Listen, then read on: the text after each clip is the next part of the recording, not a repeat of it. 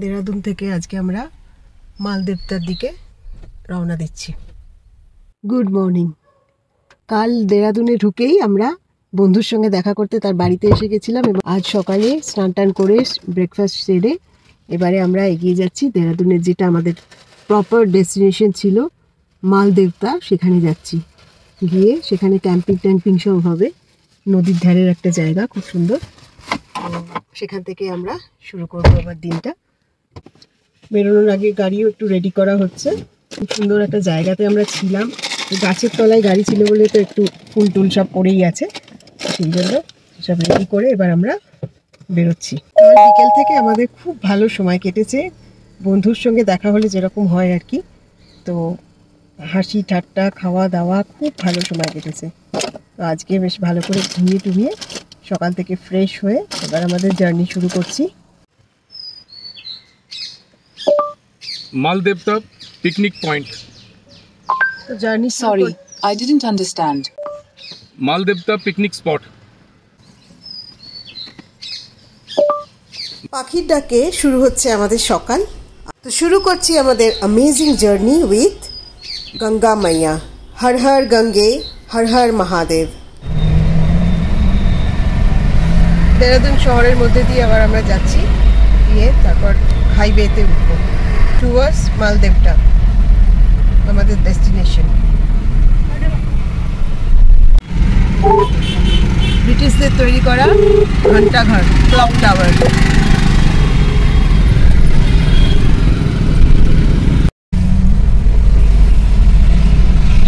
শহরের সামনে থেকেই মাউন্টেন দেখা যাচ্ছে এখানে, মাউন্টেন রেঞ্জ দূরে লক্ষ্য করলে বোঝা যাবে।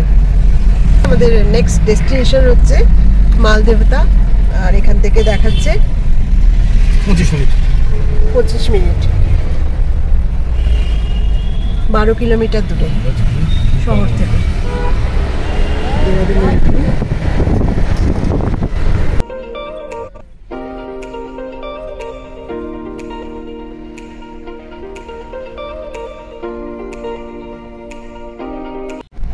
দেরাদুন শহরটা কিন্তু আমাদের বেশ ভালোই লাগলো। হ্যাঁ, একটু ট্রাফিক ছিল, সবই ছিল, কিন্তু এরকম চারিদিকে গাছপালা সেইগুলো দেখতে দেখতে যাওয়াটা না খুব ভালো লাগছে। ছোট্ট শহর হলেও ব্রিটিশ আমলের অনেক আর্কিটেকচার, সেগুলো দেখতে দেখতে খুব এনজয় করছি আর কি। সুরকন্ডা দেবী, এটা আমি এতে দেখেছি। রাস্তা দিয়ে এবার তুমি যাবে সুরকন্ডা দেবী। সো ফাইনালি আমরা দেরাদুনের পাহাড়ি রাস্তায় চলে এসেছি। শুরু হয়ে গেছে পাহাড়, শহর ছেড়ে চলে এসেছি, আর 13 মিনিটের মধ্যে আমাদের ডেস্টিনেশনে পৌঁছে যাব।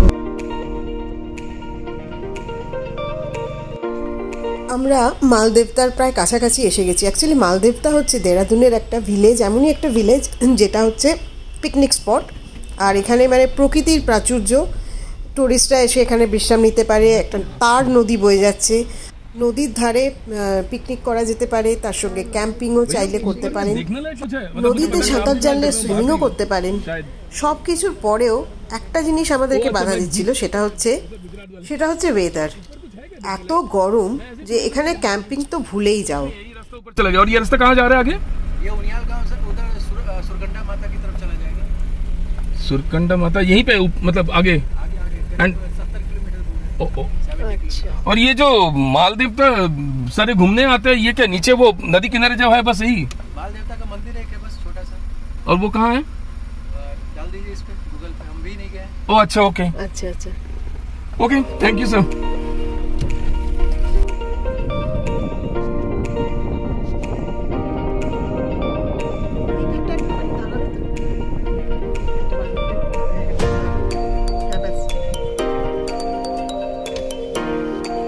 কাইট খুব পড়ে, চিলটা এত সুন্দর এসে বসেছিল গাছের ওপরটা, দেখতে খুব ভালো লাগছিল। তুমি গ্রামটা নিয়ে নাও, চলো। নিচে যে গ্রামটা দেখা যাচ্ছে নদীর ধারে, গ্রামের পাশ দিয়ে খুব সরু হয়ে তার নদী বয়ে চলেছে। অ্যাকচুয়ালি এই সময়টা না এতই গরম যে নদীর জল শুকিয়ে সরু হয়ে বয়ে চলেছে।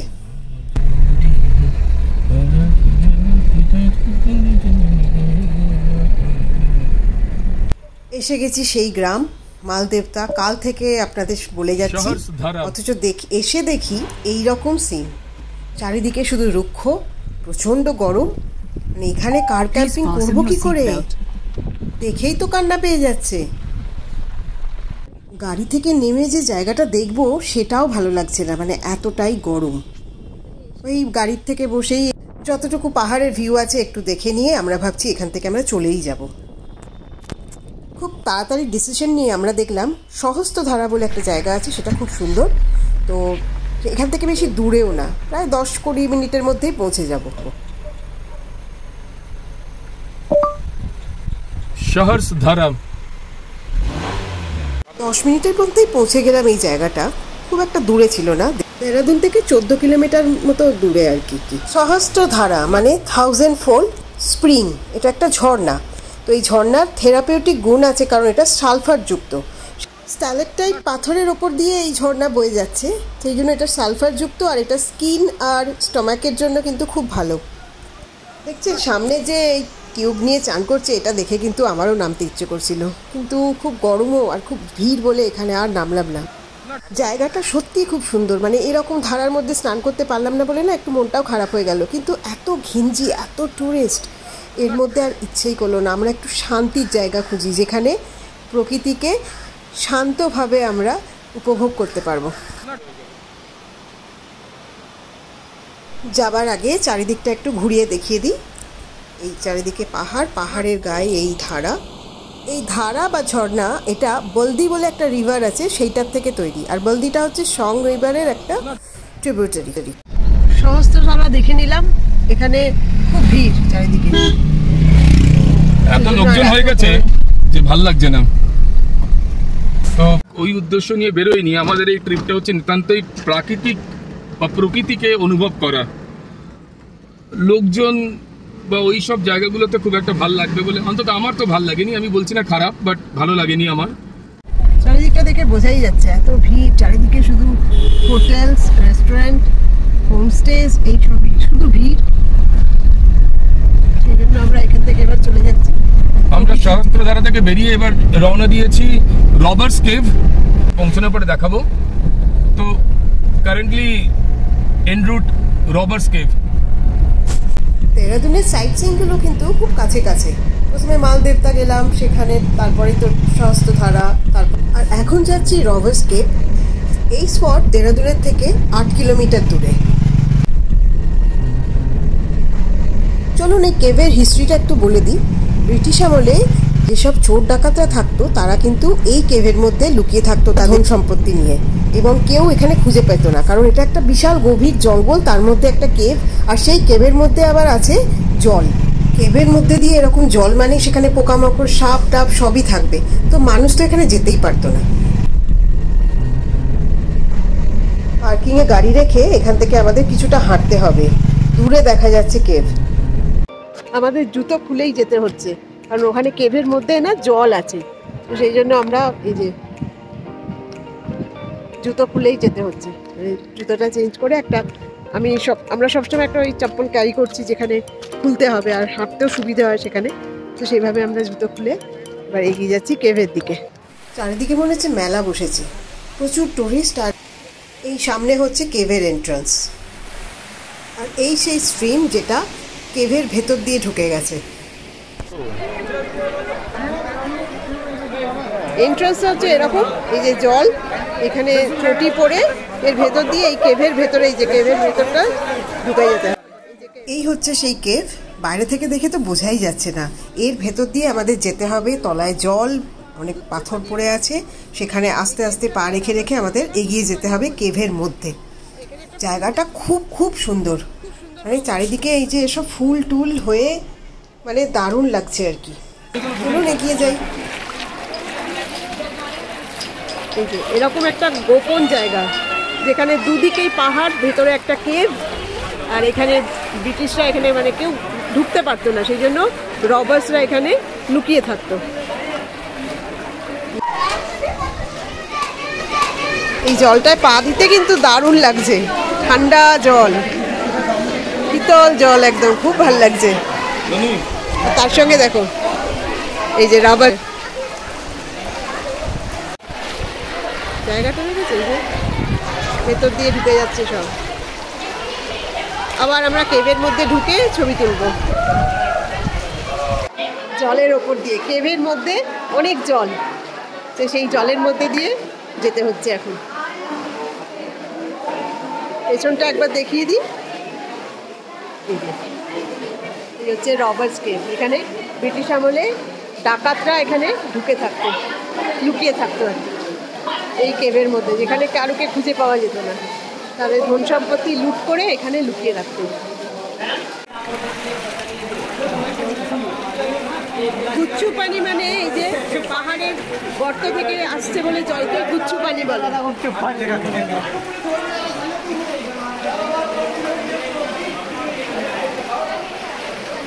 এগিয়ে যাচ্ছি আমরা কেভের দিকে, আরো এই ভেতরের দিকে থেকে। এই পাথরের গায়ে স্ট্যালাকটাইটের যে মানে ডিজাইনসগুলো এত সুন্দর লাগছে, কিন্তু এত যে টুরিস্ট, মানে এত ভিড়, যে জায়গাটা মানে সেই সৌন্দর্যটা সেইভাবে উপভোগ করতে পারছি না, কথাই তো বলা যাচ্ছে না। অথচ ভেতরটা কি সুন্দর। এই যে দেখুন কীরকম ভয়াবহ না। আমার মাঝে মাঝে মনে হচ্ছে ওপর থেকে যদি কিছু ভেঙে পড়ে তো পুরো একদম শেষ। এই যে ন্যাচারাল ডিজাইনসগুলো দেখতে না এত ভালো লাগছে, খুব সুন্দর সুন্দর, কত রকমের কালার দেখতে পাচ্ছেন, কত হিস্ট্রি এর মধ্যে হয়ে গেছে। তাই হাত দিয়ে একটুখানি সেই ভাইবসটা নেবার চেষ্টা করছি। কি সুন্দর রং না, আর কীরকম পাথরের মধ্যে এরকম জলের যে স্রোত বয়ে গেছে, তার জন্য যে ডিজাইনসগুলো দেখবার মতো। আর একেই বলে গুচ্ছু পানি, যেহেতু গর্তের মধ্যে দিয়ে এই জলগুলো আসছে। দেখুন, হয়ে গেল আমাদের কেভ দেখা। এখানে খুব রোদ, আর কেভের জলটা এত সুন্দর ছিল না, ঠান্ডা একদম, ভেতরটা খুব ঠান্ডা। এই রোদের মধ্যে না কোনো থাকা যাচ্ছে না, একেবারে মানে ভাজা করছে রোদ। বাইরের দিকটা একটু দেখাচ্ছি। আর এখানে প্রচুর দোকান, চারিদিকে প্রচুর দোকান। সত্যি বলতে কি জায়গাগুলো তো খুব ভালো, কিন্তু এত ভিড়, মানে পাহাড়ে এরকম ভিড় দেখে মনে হচ্ছে তাড়াতাড়ি পালিয়ে যাই এখান থেকে। কোথায় একটু শান্ত পরিবেশ পাবো যেখানে অনেক ভিড় কম। তাই আমরা রবার্স কেভ থেকে এবার আমরা মসুরির দিকে এগিয়ে যাচ্ছি।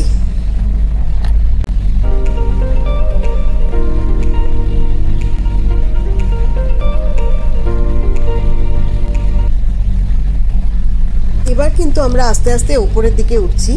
যত মসুরির কাছাকাছি এগিয়ে আসছি, এখানে রোদ থাকলেও ঠান্ডাটা কিন্তু এবার পাচ্ছি। Reach Chowk onto National Highway 707A. এই তো মল রোড লেখা রয়েছে। যাচ্ছি আমরা এবার মসুরির মল রোডের দিকে। সাইড থেকে পুরো দেখা যাচ্ছে এটা ব্রিটিশ আর্কিটেকচার মানে প্রদর্শন। এটা বোধহয় লাইব্রেরি হবে।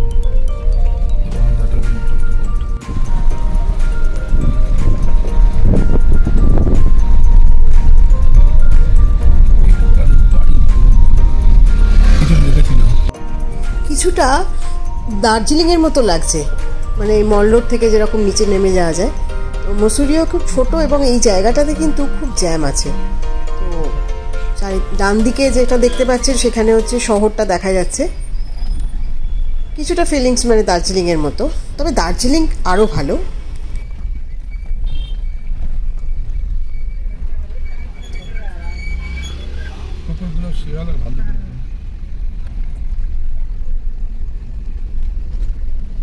এই মসুরিতেই কিন্তু ফেমাস রাইটার রাস্কিন বন্ডের বাড়ি। হয়তো আমরা সামনে কিছুটা এগিয়ে গেলে দেখতে পাবো। শুরু হয়ে গেছে মসুরির ফেমাস জ্যাম। এখানটা সেলফি পয়েন্ট, সবই সুন্দর, কিন্তু এখানে গাড়ি নিয়ে ঘোরা মানে নেক্সট টু ইম্পসিবল। তো এখানে সবাই স্কুটি ফুটি ভাড়া পাওয়া যায় ঘোরার জন্য। এবার সকালে আমাদের যেহেতু এই রাস্তা দিয়েই যেতে হবে, তাই এই ট্রাফিকে আটকানো ছাড়া আমাদের কাছে আর অন্য কোনো অপশন নেই। সিমলাতেও ঠিক এরকম একটা চার্চ আছে, সেন্ট পলস। দার্জিলিং আছে, সব পাহাড়ি মলের দিকেই এরকম জ্যাম। এখান থেকে জ্যামের থেকে কোনো নিস্তার নেই। বিভিন্ন দোকান, এত ন্যারো রাস্তা না।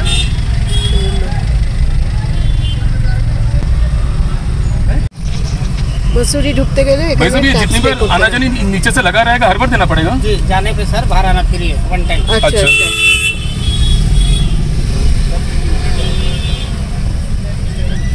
আরে তো করছি করছিল না। এই কিন্তু ঘুরে নিচ্ছ অ্যাকচুয়ালি গাড়িতে। হ্যাঁ, সুন্দর রিক্সাটা, সাজানো। আমরা মল রোডের পুরো বাংলায় যেটাকে বলে এফোর্ড করে দেওয়া, সেটাই আমরা করছি গাড়িতে। তো ইনফ্যাক্ট পুরো মল রোডে এখানে যেটা একটা পার্থক্য হচ্ছে, মসুরিতে দার্জিলিংয়ের মল রোডে আপনি ঢুকতে পারবেন না, সিমলার মল রোডে আপনি গাড়ি নিয়ে যেতে পারবেন না, কিন্তু এখানে মল রোড যেটা আছে বা Mall Road whatever you call it, সেটাতে কিন্তু আপনারা পুরো গাড়ি নিয়ে আসতে পারেন।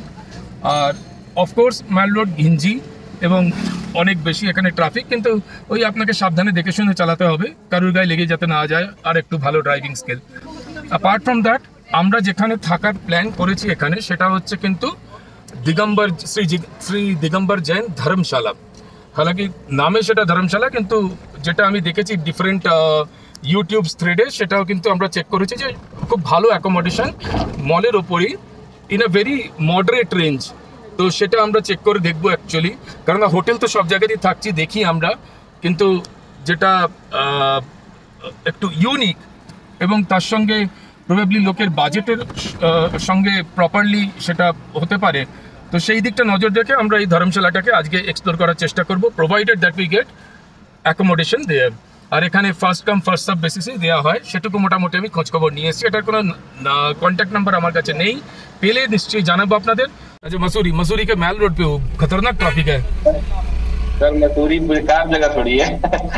मतलब इतनी अच्छी जगह, मतलब जगह अच्छी है पर वो आपको एक्सेप्ट करना पड़ेगा। लग गई। अब वर्क डे मुझे पता नहीं यहाँ पे खोलेगा कि नहीं, मैं लैपटॉप लेके।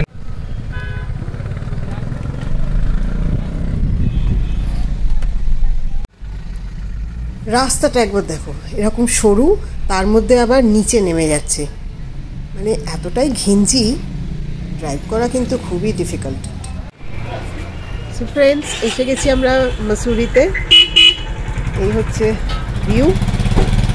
আর আমরা যে হোটেলে আছি, অ্যাকচুয়ালি আমরা একটা ধর্মশালায় আছি, দিগম্বর জৈন ধর্মশালা মসুরিতে। মানে খুব একদম যেটা বেসিক অ্যাকোমোডেশন হয় সেরকমই, তাতে ডাবল বেডরুম উইথ গিজার আর বেসিক অ্যামিনিটিসগুলো আছে, সেখানে আমরা থাকছি। এটা একদম মলের কাছে, খুব সুন্দর জায়গা। এই হচ্ছে আমাদের হোটেলের রুম, ভেতরটাও দেখাচ্ছি। আমরা খুব বেসিক রুম নিচ্ছি, কারণ আমাদের কার ক্যাম্পিংও আছে বাকি, তো সেই জন্য এই হচ্ছে আমাদের room.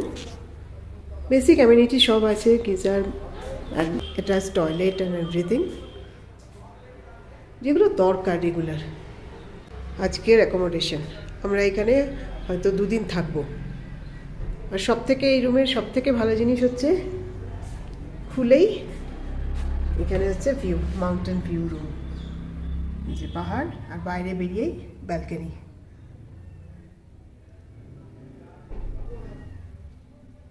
Good evening from Mussoorie. আমরা চলে এসেছি মসুরিতে, এখন বাজছে প্রায় 6টা। তো সানসেট হচ্ছে প্রায় 6:30। তো সানসেট হচ্ছে, সানসেট আমরা দেখছি এখান থেকে, মানে আমাদের হোটেলের বারান্দা থেকে, ব্যালকনি থেকেই দেখছি আর কি। তো খুব ভালো লাগছে, আপনাদেরও দেখাই চলুন। আমাদের এসে ফ্রেশ হয়ে সব কিছু করে, মানে চা ফা খেতে খেতে একটু দেরি হয়ে গেছে, কিন্তু এই হচ্ছে পাহাড়ের সানসেট। কালকে এটা আরও ভালো করে দেখাতে পারবো।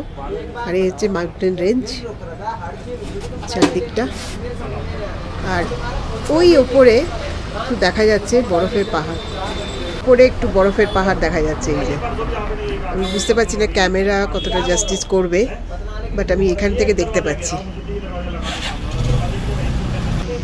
মল রোডেই আমরা আছি। এই যে আমাদের গাড়ি পার্ক করা হচ্ছে এখানে রাস্তার ওপরেই।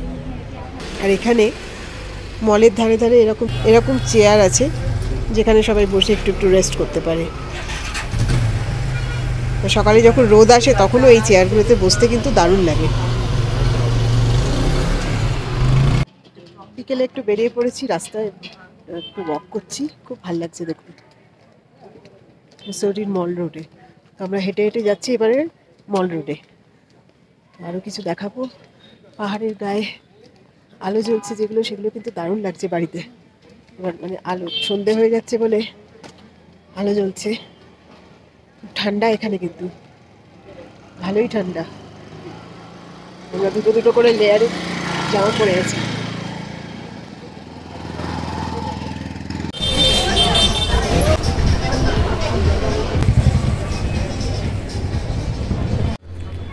আমরা মল রোডের ওপর এসে গেছি, যেখানে গাড়ি টাড়ি কোনো অ্যালাউড না, শুধু হেঁটে হেঁটে যেতে হবে।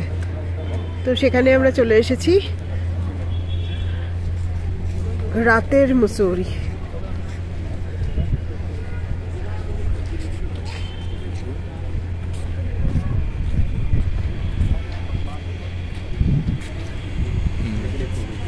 পাহাড়ের উপর চিকচিক করছে আলোগুলো, খুব ভালো লাগছে।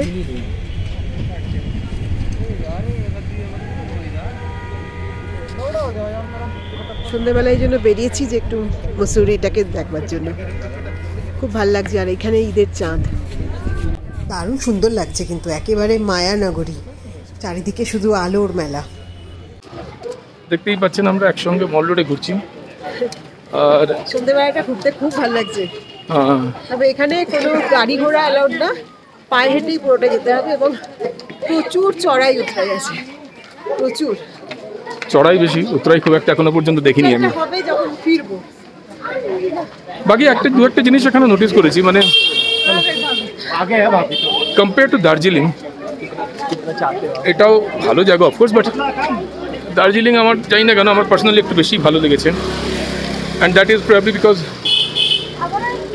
সেটাতে জিনিসের দাম বা সব কিছুই এখানে দিল্লি এবং হরিয়ানার জন্য একটা এক্সেসিভ প্রাইস লেভেলে রেখে দিয়েছে।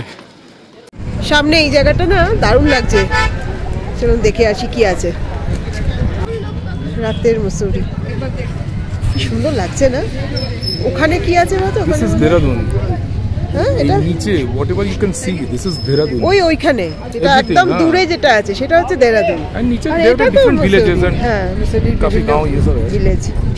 তুমি একটু লম্বা করে ছবি চলো, হ্যাঁ দেখি, সেদিকে তাকাও। দাঁড়াও, আসছি আমি। এটা মলের আর একটা অন্য সাইড, এখানে শুধু পায়ে হেঁটেই এখন আসতে হচ্ছে। আপনাদের কীরকম লাগছে একটু কিন্তু কমেন্ট করে জানাবেন, তাহলে আমাদের মোটিভেশনটা আরও পাই আর কি ঘোরবার জন্য। নেশার মতো ঘুরতে ঘুরতে তো অনেকটা চলে এসেছি। ফেরার সময় যে কিভাবে ফিরবো, এবং এখানে কিন্তু পায়ে হাঁটা ছাড়া আর কোনো যানবাহন নেই। তো বুঝতেই পারছেন ফেরাটা প্রায় আমরা 1.5 ঘন্টা মতো এগিয়ে এসেছি আর কি। এই জায়গাটা হচ্ছে সেলফি পয়েন্ট। এই যে ছোটো ছোটো বাড়ির মতো করা আছে, এর সামনে দাঁড়িয়ে দাঁড়িয়ে দারুণ ছবি উঠছে আমাদের। কিছুক্ষণ আমরা ফটো সেশন করলাম।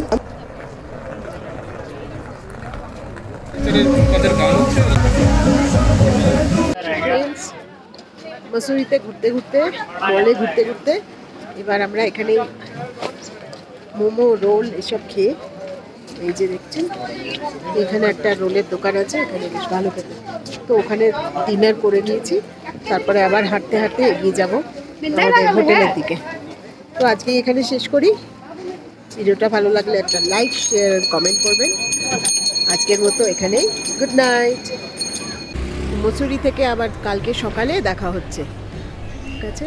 Till then, by.